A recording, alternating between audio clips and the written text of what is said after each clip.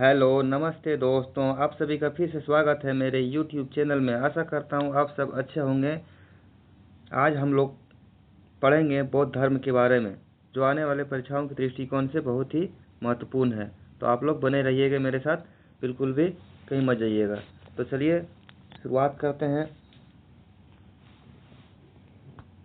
बौद्ध धर्म का जो संस्थापक है महात्मा बुद्ध को माना जाता है।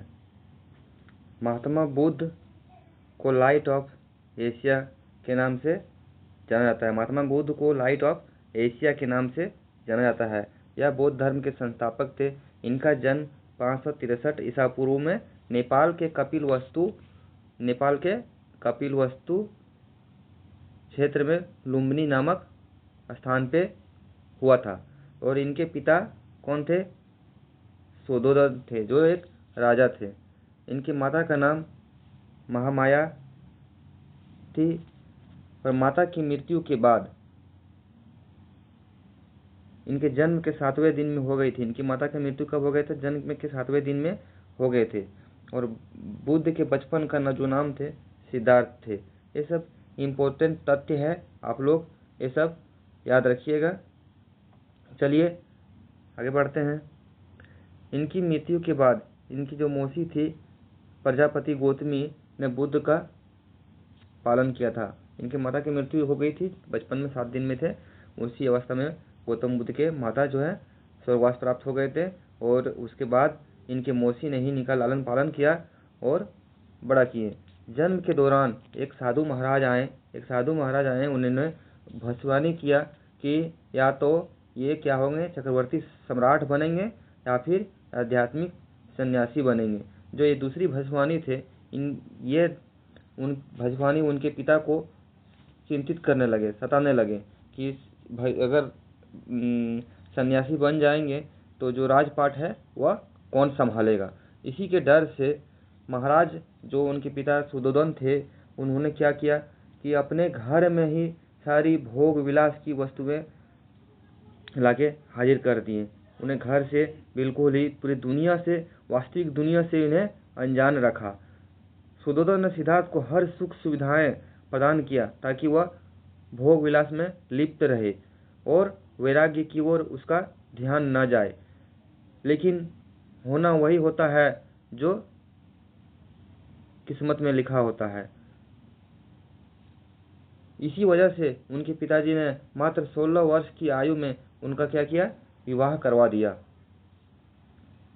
तो गौतम बुद्ध का विवाह 16 वर्ष की आयु में ही हो गया था। उनकी पत्नी का नाम जो थी यशोधरा थी।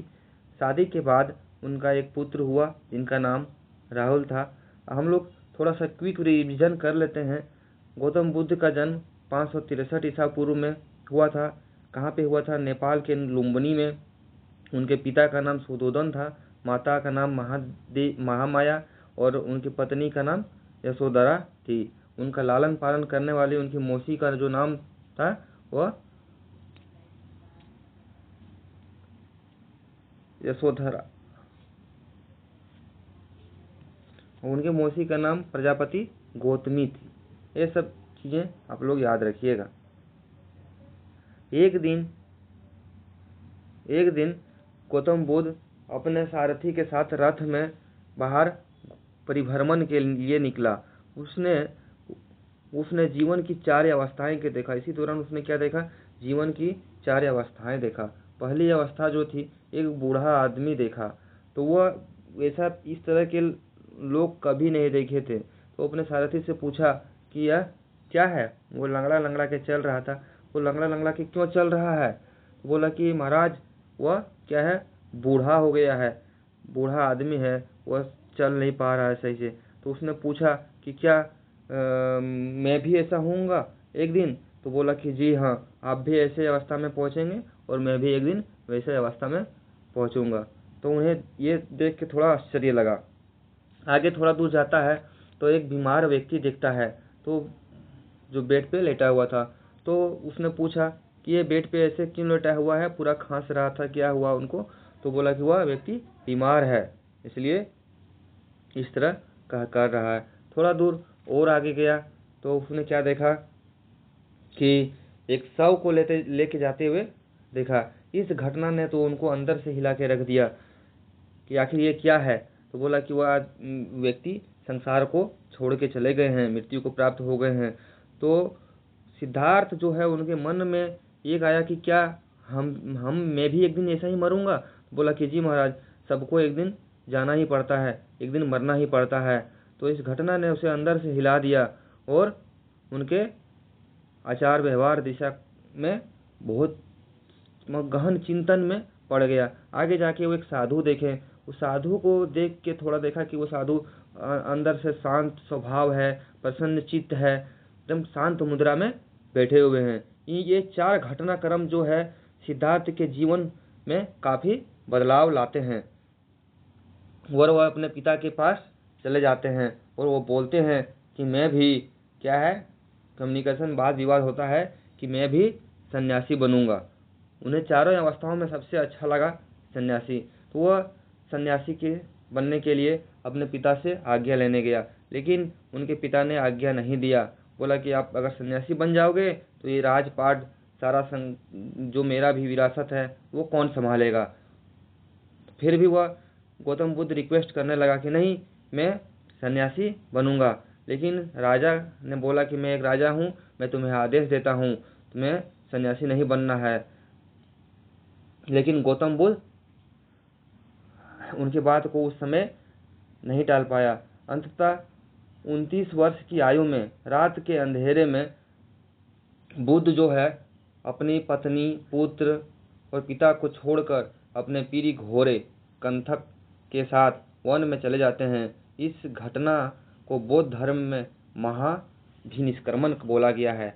इस घटना को बौद्ध धर्म में महाभिनिष्क्रमण बोला गया है। ये इम्पोर्टेंट है, क्वेश्चन परीक्षाओं में आता है कि भगवान गौतम बुद्ध द्वारा गृह त्याग की घटना को क्या बोला जाता है। तो क्या बोला जाता है? महाभिनिष्क्रमण बोला जाता है। याद रखिएगा, उनके घोड़े का नाम क्या था? उनके घोड़े का नाम कंथक था और गृह त्याग के समय उनकी आयु 29 वर्ष के थे। ये सब इम्पोर्टेंट है, याद रखिएगा आप लोग। सत्य की खोज में बुद्ध इधर उधर भटकने लगे तो इसी दौरान उन्हें अलार कलाम नामक एक विद्वान मिला जो सांख्य दर्शन के दार्शनिक थे। तो उनसे प्रथम शिक्षा लिया। गौतम बुद्ध ने प्रारंभिक शिक्षा अलार कलाम से लिया और उसे अपना प्रथम गुरु बनाया। तो अगर परीक्षाओं में पूछा जाता है कि गौतम बुद्ध के प्रथम गुरु कौन थे, तो आप लोग बोलिएगा अलार कलाम। चलिए आगे देखते हैं मित्रों। अलार कलाम की शिक्षा से उन्हें संतुष्टि प्राप्त नहीं हुआ जिसकी वह खोज कर रहे थे। इसके बाद गौतम बुद्ध अपने 5 मित्रों के साथ सारनाथ के जंगल में चले गए। सारनाथ के जंगल में चले गए और कठोर तपस्या किया, लेकिन इसके बाद भी उन्हें सत्य की ज्ञान नहीं मिला जिसकी वे खोज कर रहे थे। अंततः वह बिहार के गया नामक स्थान पे चले गए। कहाँ चले गए? बिहार के गया नामक स्थान पे चले गए।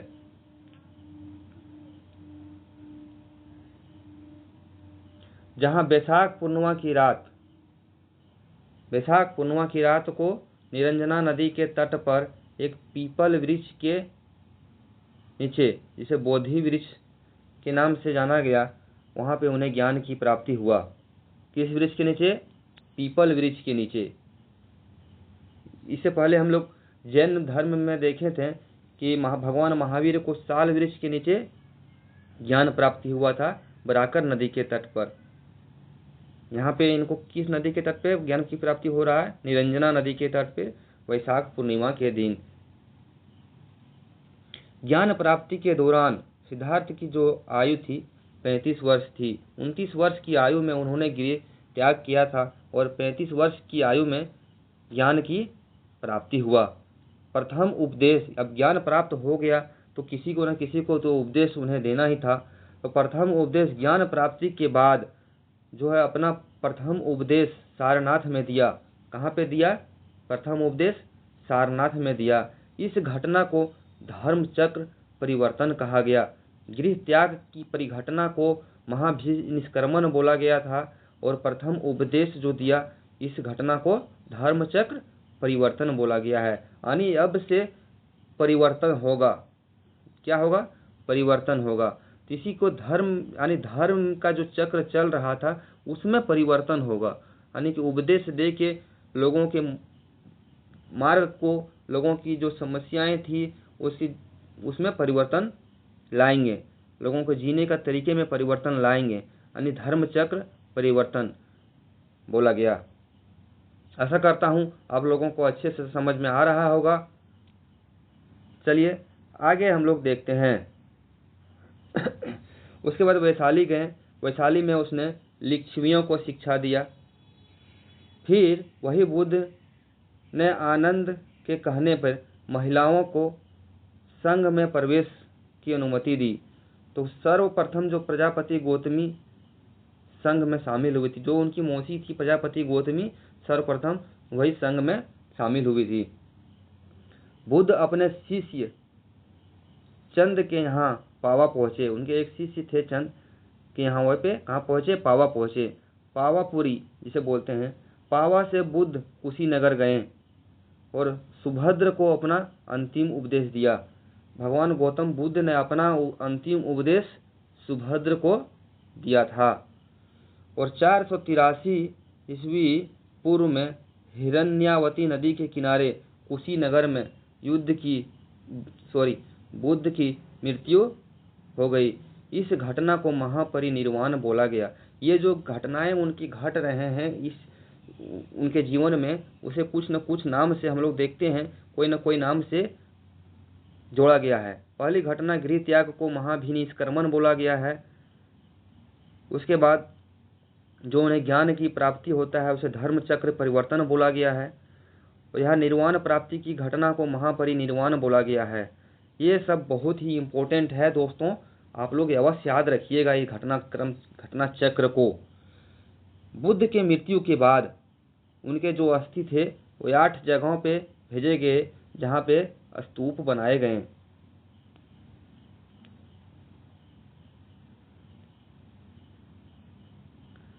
बुद्ध ने अपने उपदेशों में जीवन के 4 मूल सत्य बताए हैं, जिन्हें 4 आर्य सत्य बोला जाता है। 4 मूल सत्य बताए हैं, क्या बोला जाता है? आर्य सत्य बोला जाता है। उनका कहना है कि इसके अलावा संसार में कुछ है नहीं, यही 4 सत्य है और कुछ नहीं है। तो 4 सत्य क्या क्या है हम लोग देखते हैं। पहला जो है, संसार में दुख है, यह दुनिया दुखों से भरी है। उनका कहना है कि दुनिया क्या है? दुखों से भरी हुई है और दुख का कुछ कारण होगा। अगर दुख है तो उसके पीछे कुछ न कुछ कारण जरूर होगा। दुख का मूल। तीसरा है दुख का मूल। दुखों का सबसे बड़ा कारण क्या है? इच्छाएं हैं। और दुख से मुक्ति, इन इच्छाओं पर नियंत्रण करके दुखों से मुक्ति पाई जा सकती है। यही 4 आर्य सत्य थे जो भगवान गौतम बुद्ध ने दिए थे।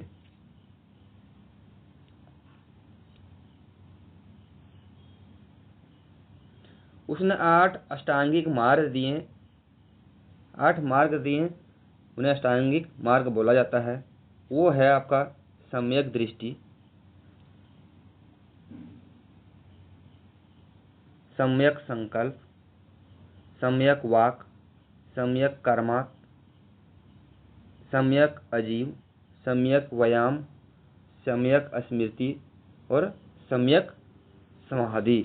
ये उतना इम्पोर्टेंट नहीं है, आप लोग चाहें तो याद रख सकते हैं, तो नहीं भी रख सकते हैं। 10 शील दिए।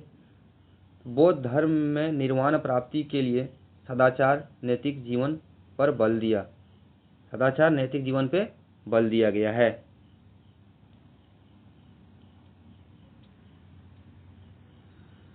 बौद्ध धर्म के 3 मुख्य आधार हैं जिन्हें त्रिरत्न बोला गया है। वो त्रिरत्न क्या क्या है? बुद्ध, धम्म और संघ।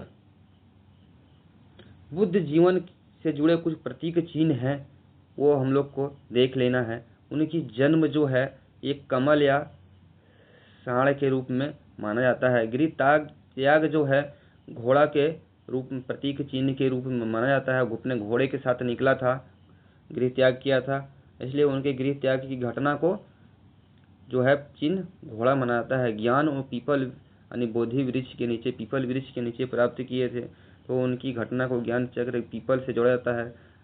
और प्रवचन जो है चक्र के रूप में जोड़ा जाता है। निर्वाण जो है पद चिन्ह के रूप में जोड़ा जाता है। और मृत्यु को उनको स्तूप के रूप में जोड़ा जाता है। ये याद रखना जरूरी है, ये पूछा जाता है परीक्षाओं में, कभी कभी इससे प्रश्न बनता है, तो आप लोग याद रखिएगा इस चीज को। नेक्स्ट देखते हैं, बुद्ध के शासन, बुद्ध के दौरान जो है आपका 4 बौद्ध संगतियां हुआ है। उसमें बारी बारी से हम देखेंगे चारों के बारे में। प्रथम बौद्ध संगति यानी सभाएं हुई थी। प्रथम बौद्ध संगति जो हुआ था आपका राजगिरी यानी सप्तकर्णी गुफा में हुआ था। अवधि 483 ईस्वी पूर्व में हुआ था। शासन काल उस समय किनका शासन था? मौर्य आपका हर्यक वंश के अजातशत्रु का शासन था। उनका अध्यक्ष था महाकश्यप। और कार्य क्या हुआ इसमें? बुद्ध के उपदेशों को सूत पीठक तथा विनय पीठक में अलग अलग संकलित किया गया। सूत पीठक और विनय पीठक ये आपका साहित्य है। बौद्ध धर्म के 2 साहित्य हैं जो प्रथम बौद्ध संगति के बाद हुआ था, लिखा गया था। प्रथम बौद्ध संगति के बाद मुख्यतः 2 उपन्यास लिखे गए, 2 साहित्य लिखे गए, आपका सूत पीठक और विनय पीठक। और जो तीसरा साहित्य है वो तृतीय बौद्ध संगति के बाद लिखा गया है। इनका जो है स्थान, काल और शासक ये बहुत ही इम्पोर्टेंट है। हम इसका एक ट्रिक बना के आप लोगों को बताएंगे अभी थोड़ी देर में। चलिए आगे चलते हैं। द्वितीय बौद्ध संगति के बारे में देखते हैं। यह वैशाली में हुआ था। 383 ईस्वी पूर्व, यानी पहले बौद्ध संगति से 100 साल के बाद 383 ईस्वी पूर्व में द्वितीय बौद्ध संगति हुआ। शासन काल उस समय कालाशोक था। कौन था? शासन कालाशोक। और इनका अध्यक्ष जो था आपका साब कमीर यानी सुबु कामी थे। इनका कार्य है भिक्षुओं में मतभेद के कारण बौद्ध संघ स्थविर और महासंघिक में विभाजित हुआ। बौद्ध भिक्षुओं में कुछ मतभेद, इस संगति के बाद बौद्ध भिक्षुओं में जो कुछ मतभेद पैदा हो गए थे, जिसके कारण 2 बौद्ध संघ का गठन हुआ, स्थविर और महासंघ का।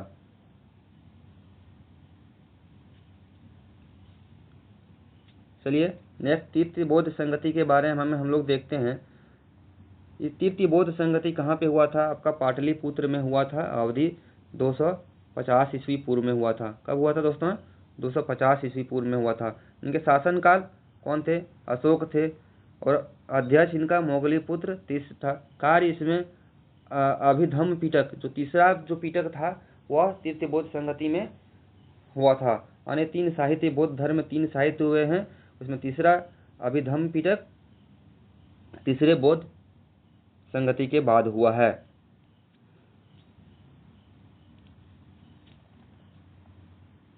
चतुर्थ बौद्ध संगति का हम लोग देख लेते हैं थोड़ा सा।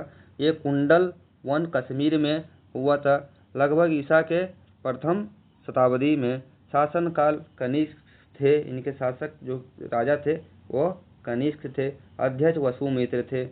और कार्य क्या हुआ इसमें? बौद्ध धर्म 2 संप्रदाय में बट गया, हीनयान और महायान।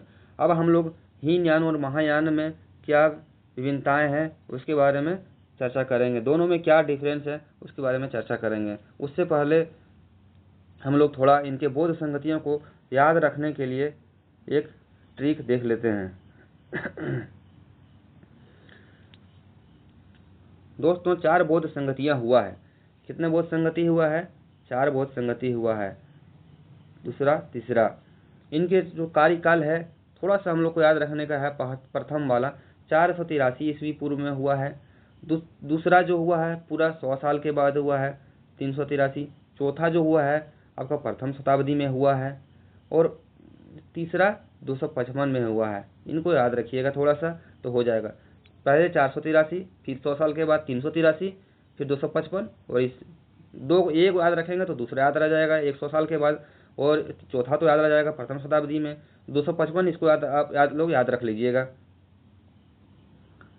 उसके बाद इनके जो स्थान है उसको हम लोग एक ट्रिक के माध्यम से याद रखेंगे। एक शब्द आप लोग याद रखिएगा दोस्तों, ये शब्द कौन सा है? राव पाक। शब्द क्या है दोस्तों? राव पाक याद रखिएगा। रा से राजगिरी, व से वैशाली, पा से पाटलिपुत्र और क से कुंडलवन कश्मीर। तो ये स्थान आप लोग को याद रह जाएगा राव पाक से। अब हम लोग इनके अध्यक्ष देखते हैं। इनका जो अध्यक्ष था, इनको अध्यक्ष याद रखने के लिए हम लोग इसमें भी एक ट्रिक का इस्तेमाल करेंगे। महासभा में मोगली वास करता है। कौन वास करता है? महासभा में मोगली। एक आपका मूवी भी आया था मोगली के नाम पे, मोगली कार्टून वाला मूवी, उस लोग आप लोग जानते होंगे, देखे होंगे। तो महासभा में मोगली वास करता है। वहाँ मोगली जंगल में वास करता था या महासभा में वास करता है? कहाँ वास करता है? महासभा में। इसको आप लोग याद रखिएगा। महासभा में कौन वास करता है? मोगली वास करता है। तो पहला अध्यक्ष था आपका महाकश्यप, महा से। दूसरा से साबाकामी, तीसरा से मोगली से मोगली पुत्र, फिर वास से वसुमित्र। इस प्रकार एक सेंटेंस याद रख के आप उनके अध्यक्ष का नाम को आसानी से याद रख सकते हैं। तीसरा शासन काल को हम लोग याद रखेंगे। अकायक, एक वर्ड याद रखेंगे, क्या चीज? यकायक याद रखेंगे। इनके शासन क्रम भी याद रहेगा। य से अजात शत्रु, का से कालाशोक, फिर अ से अशोक, फिर कनिष्क। इस प्रकार इनके शासनकाल भी, उनके समकक्ष में कौन से राजा थे, इसको भी हम लोग आसानी से याद रख सकते हैं। दोस्तों चलिए अब आगे बढ़ते हैं। आशा करता हूँ कि ये जो है आपका बोध संगति, चार्ज बोध संगति, इस ट्रिक के माध्यम से आप लोग को अच्छे से याद रह जाएंगे। चलिए अब हम लोग जो चौथी बोध संगति के बाद जो बौद्ध धर्म दो संप्रदाय में बटे थे, हीनयान और महायान, उसके बारे में हम लोग चर्चा कर लेते हैं। सबसे पहले हीनयान के बारे में देख लेते हैं कि हीनयान ये बौद्ध धर्म के प्राचीन आदर्शों को मूल रूप में बनाए रखना चाहते थे। बौद्ध धर्म के जो प्राचीन आदर्श था उसको जैसे का तैसे इसको बनाए रखना चाहते थे। ये बुद्ध को महापुरुष मानते थे। क्या मानते थे? बुद्ध को, भगवान गौतम बुद्ध को महापुरुष मानते थे। हीनयान का आदर्श अरहत पद को प्राप्त करना था। इनका आदर्श क्या था? अरहत पद, यानी कि सर्वोच्च पद प्राप्त करना था। व्यक्ति साधना से निर्वाण प्राप्त करे तो उसे अरहत कहा जाता है। हीनयान व्यक्तिवादी धर्म था। प्रत्येक व्यक्ति को अपने प्रयत्नों से मोक्ष प्राप्त करना चाहिए। उनका कहना है कि प्रत्येक व्यक्ति को अपने प्रयत्न से, अपने कोशिश से मोक्ष प्राप्त किया जा सकता है। हीनयान के प्रमुख उप संप्रदाय भी जो हुए हैं वैभाषिक तथा तांत्रिक हुआ है। उनके उप संप्रदाय भी हैं। आपका एक है वैभाषिक और दूसरा तांत्रिक है। चलिए थोड़ा सा और आगे देख लेते हैं। चौथी बौद्ध संगति के बाद हीनयान महायान दो संप्रदाय में बट गए थे। तो हीनयान के बारे में, यह बौद्ध के प्रतीकों को पूजा करते हैं। उनके मूर्तियों को पूजा, हीनयान जो है मूर्ति की पूजा नहीं करते हैं, उनके प्रतीकों का पूजा करते हैं। जैसे उनके चरण पादुका हो गए हैं, उनके कुंडल हो गए हैं, उनके चक्र हो गए हैं, ये उनके चिन्हों को जो है, उनके जैसे घोड़ा हो गए हैं, जो उनका जो भी चक्र प्रतीक था, सांड था, जम्न का जैसे कमल या सांड था, तो वो उन चीज़ों को ये पूजा करते हैं। गौतम बुद्ध के प्रतीक चिन्हों को पूजा करते हैं, ना कि भगवान बुद्ध की प्रतिमा को।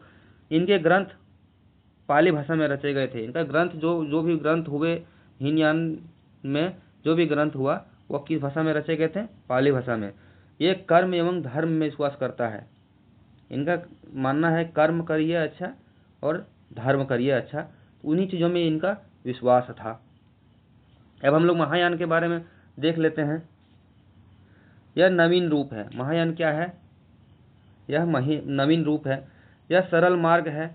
इसके द्वारा अधिक लोग निर्वाण प्राप्ति कर सकते हैं। इनका मानना है कि यह सरल मार्ग है, इसके द्वारा अधिक लोग निर्वाण की प्राप्ति कर सकते हैं, अनेक ज्ञान की प्राप्ति कर सकते हैं, या भगवान बुद्ध को जो है भगवान मानते हैं। महायान क्या है, भगवान बुद्ध को क्या मानते हैं, भगवान मानते हैं, और बुद्ध की मूर्ति की पूजा भी करते हैं।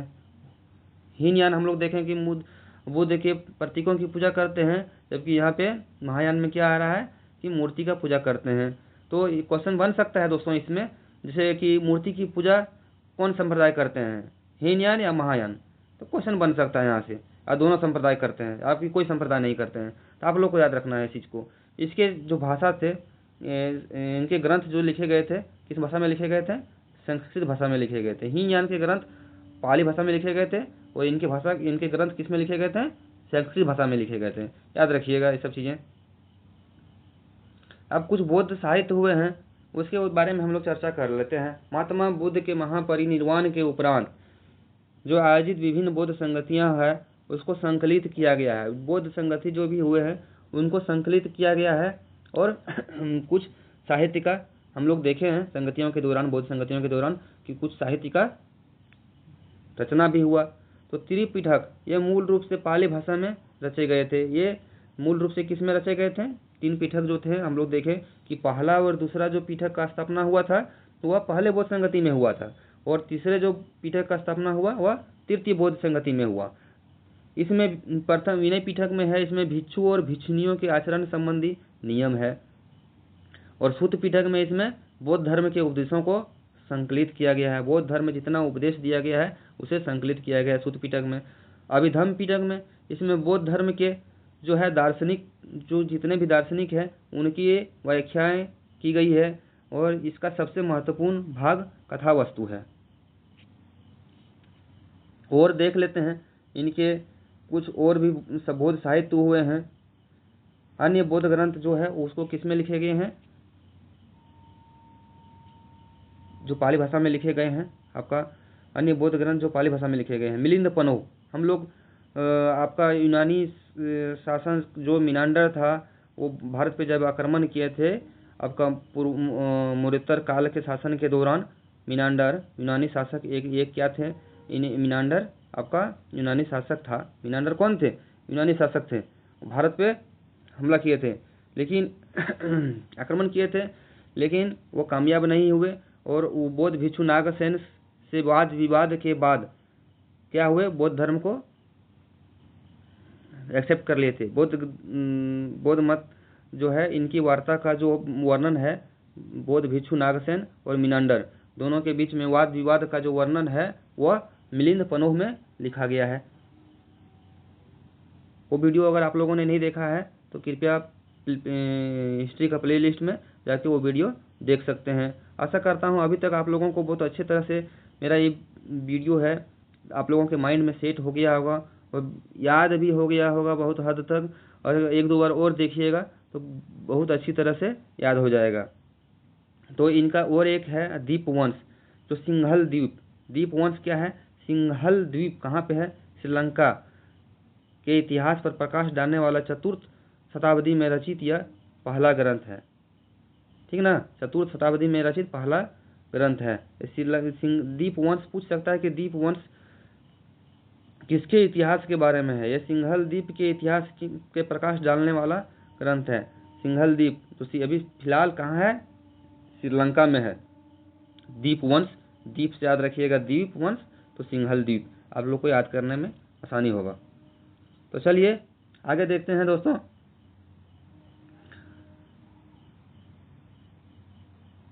अन्य कुछ बौद्ध ग्रंथ हुए हैं जो भी जिसे भी पाली भाषा में लिखे गए हैं, जैसे आपका क्या हो गया, महावंश हो गए।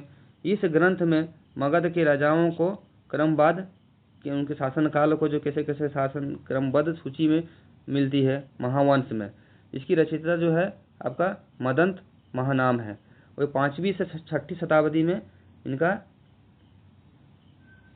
निर्माण हुआ, इनको लिखा गया था। जातक कथाएं, इसमें भगवान बुद्ध के जो पुनर्जन्म की मान्यता है कि भगवान बुद्ध से अपने इनके जो पुनर्जन्म हुए थे उनके बारे में जातक कथाएं में वर्णन है। धम्मपद जो है आपका पाली भाषा में लिखे रचा गया है। इसमें गौतम बुद्ध को जो बौद्धों को क्या बोला है, गीता बोला गया है। धम्मपद को क्या बोला गया है? इसे बौद्धों का गीता बोला गया है। जैसे हिंदू धर्म में गीता है, उसी तरह बौद्ध धर्म का गीता धम्मपद को बोला गया है। बौद्ध धर्म का गीता कौन है? धम्मपद है बौद्ध धर्म का गीता। चलिए नेक्स्ट,